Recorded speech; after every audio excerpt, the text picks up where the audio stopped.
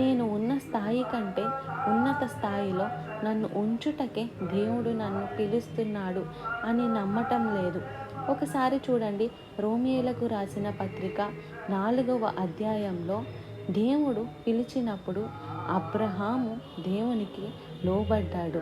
నిన్ను జనములకు తండ్రిగా చేస్తానని వాగ్దానం ఇచ్చినప్పుడు ఒక్క బిడ్డ కూడా లేకపోయినప్పటికీ ఆ వాగ్దానాన్ని నమ్మాడు. 18వ వచనం చూడండి, 4:18లో నీ సంతానము ఇలాగు ఉండునని చెప్పిన దానిని బట్టి తన అనేక జనములకు తండ్రి అగునట్లు నిరీక్షణాధారము లేనప్పుడు అతడు నిరీక్షణ కలిగి నమ్మెను. భలే ఉంది ఈ మాట. నిరీక్షణాధారము లేనప్పుడు, ఎటువంటి నిరీక్షణ లేనప్పుడు, ఎటువంటి ఆధారము లేనప్పుడు, ఎటువంటి సాధ్యమయ్యే పరిస్థితి